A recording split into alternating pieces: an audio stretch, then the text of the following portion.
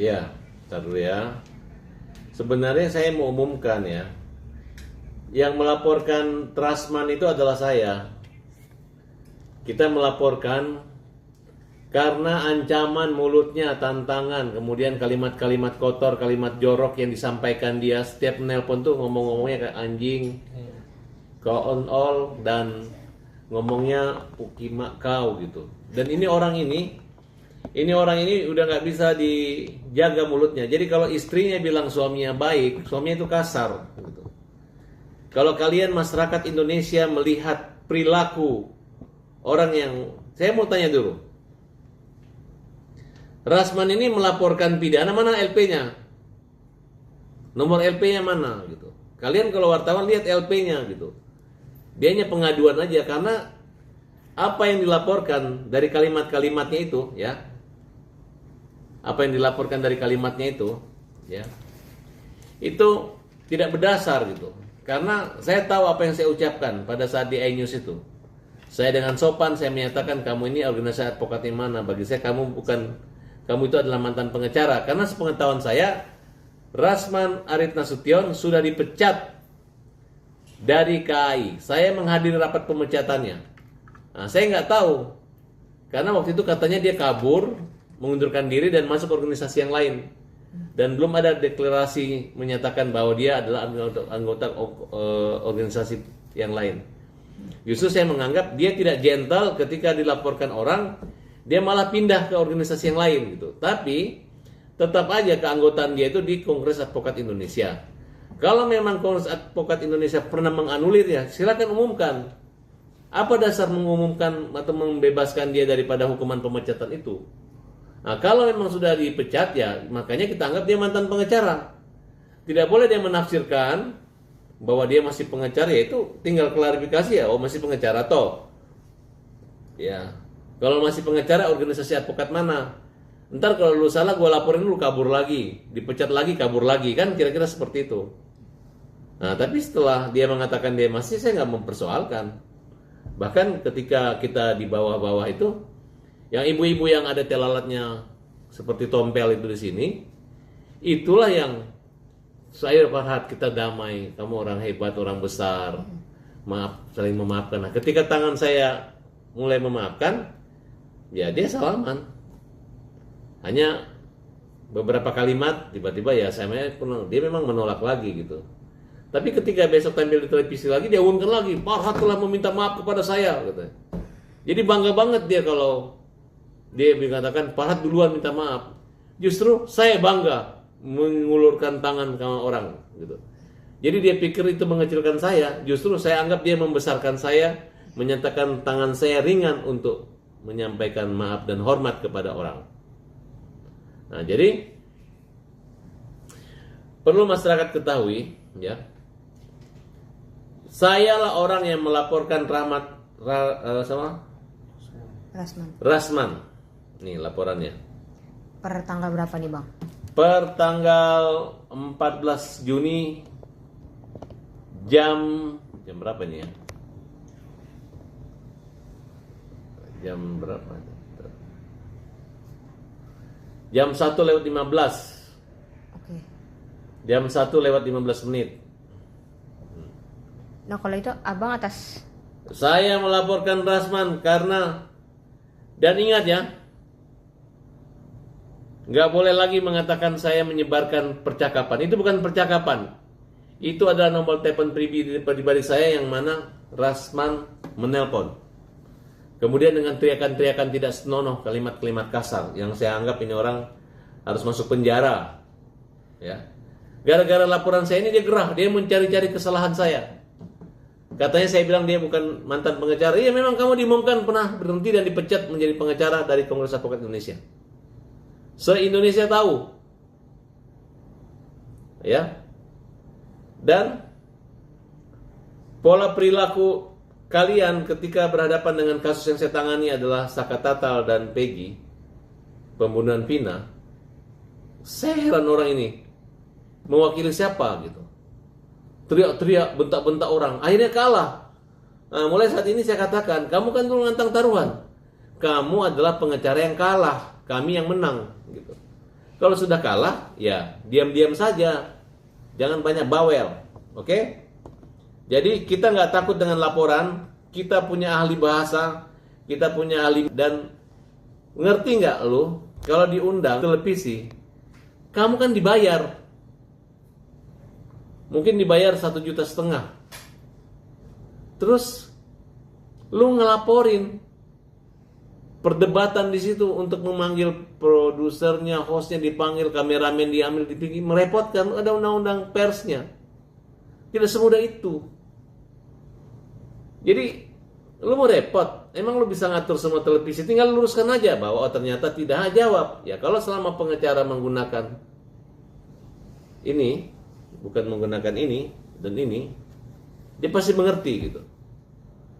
Apa yang salah? Kamu yang pernah dipecat oleh Kongres Advokat Indonesia.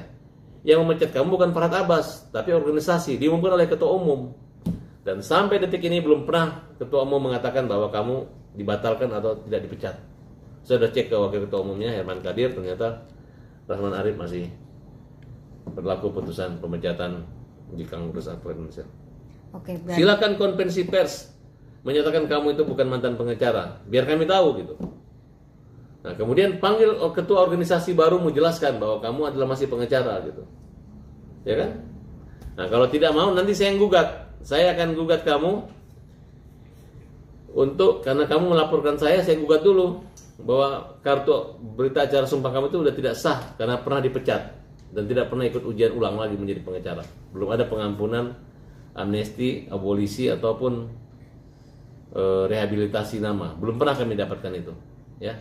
Kalau udah dipecat ya harus, jangan lagi dibilang saya belum dipecat oleh putusan pengadilan. Enggak, aturan etik pengacara itu ada di organisasi advokat. Oke. Ya. Nah, kalau dari Bang Rasman sendiri ini lebih tepatnya melaporkan karena berita bohong yang Abang sebarkan karena Itu yang bukan tadi yang berita mantan bohong, yang nanti mantan akan malu pengacara sendiri. Kita juga punya bukti bahwa itu sudah se-Indonesia sudah tahu. Memang dia dipecat, diberhentikan dengan tidak hormat sebagai pengacara, ya, di Kongres Advokat Indonesia, organisasi dia. Masalah dia lari keluar kemudian ada tiba-tiba masih itu kan berarti kan dia belum menjalani hukuman di sini. Nanti kita gugat ini organisasi yang menerima dia, ya. Jadi jangan coba-cobalah gitu. Yang jelas yang kita laporkan itu dia. Sebenarnya saya nggak mau umumkan saya ngelaporin dia. Tapi karena dia ngumumin ngelaporin saya gara-gara saya bilang dia mantan pengacara, kelewatan banget gitu. Dan itu nenek-nenek itu yang satu yang telalatnya begini gede sekali itu nggak usah kau bawel-bawel, jangan kait-kaitkan sama Elsa Sharif, ya. Ya jangan fitnah. Mana surat kuasa kamu dari Elsa Sharif untuk melaporkan saya? Mana? Tunjukkan, ya. Saya ini bos kamu ya, Rasman. Jadi grup kamu itu bosnya itu saya. Jadi jangan macam-macam. Kalau saya perintahkan kamu diam, jangan bawel. Ya. Kalau kamu bisa membuktikan ada surat kuasa dari Bu Elsa Sharif untuk melaporkan saya, ya. Kamu bawa ke sini. Kalau ada, kalau nggak ada, kamu silakan ke Monas, pakai baju seragam SD, pakai dasi merah, gaya patung pancoran, kemudian kamu hormat dari pagi sampai sore, ya. Udah gitu kan taruhannya kan. Nah, tapi kalau misalnya ada ya saya yang begitu di sana. Jadi jangan bawel, terutama ibu-ibu siapa? Ibu Ida ya. Ibu Ida, kamu itu udah saya lihat kau bijaksana, suruh saya maafkan, kau sekarang bawel. Kenapa persoalan anak? Itu anak mantan saya, nggak ada kaitannya. Pasang badan udah besar. Ya. Kamu itu mungkin nggak akan masuk TV kalau tidak mendukung orang-orang yang menyerang saya. Jadi kamu itu Ibu Ida hanya masuk televisi karena ikut menyerang saya juga gitu. Ingat kamu ya. Buktikan aja kalau Ibu Elsa Sharif itu menjelekkan saya. Ya, kamu jangan cuma nguping-nguping aja. Nanti saya punya waktu untuk menghadapi kalian gitu. Kita punya ribuan pengacara untuk menghajar kalian. Ribuan pengacara yang mendukung Saka Tatal dan Peggy siap menghajar kalian. Dan di belakang saya adalah netizen yang mendukung. Kalau netizen nggak mendukung saya nggak mungkin akan berjuang diganggu kalian ini saya akan kuat. Justru karena kekuatan para netizen inilah membuat saya pikir kalian itu hanya masalah sepele gitu, masalah kecil aja. Orang yang sudah kalah taruhan, katanya Peggy kalah, ternyata Peggy menang. Nah, tunggulah kemenangan dari Sakatatal ya, oke? Oke. Bang, mau agak lebih jelas sedikit untuk laporan Abang terhadap Rasman ini detailnya mungkin arahnya lebih kemana Bang? Maksudnya apakah masih ada Dia berlanjut prosedurnya? penghinaan, fitnah, penghinaan dan pencemaran nama baik yang dilakukan oleh si Rasman ini. Rasman ini dia pikir mulutnya itu berpangkat, tapi mulutnya kotor. Nah, laporin lagi, mulutmu memang sangat kotor. Ciri-ciri mulut kotor itu dari ucapannya selalu kotor keluarnya. Kalimat-kalimat hinaan dan cacian. Dan kau baru kapok sekarang. Kalau saya umumkan kau punya rekaman itu, bukan rekaman pribadi yang saya umumkan, tapi adalah bentuk kejahatan kamu. Sama orang kalau mencuri ada rekaman CCTV, kemudian tersebar CCTV itu, terus yang pencurinya datang menuntut kita undang-undang ITE. Enggak begitu, ya. Makanya saya mengajar semua pengacara untuk pintar.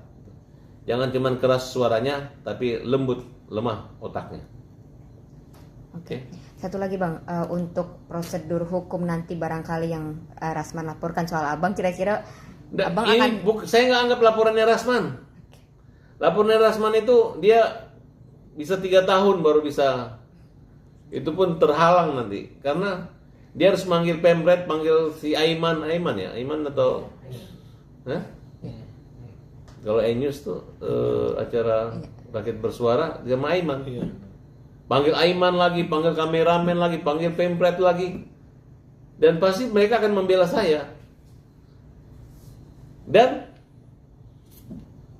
ketika orang masuk di dalam TV itu, dia dibayar, dia menerima honor. Ya, jadi lu harus, ketika lu menghina orang lu nggak dilaporin, ketika lu, kecuali fitnah ya, ini tidak fitnah, hanya persepsi aja.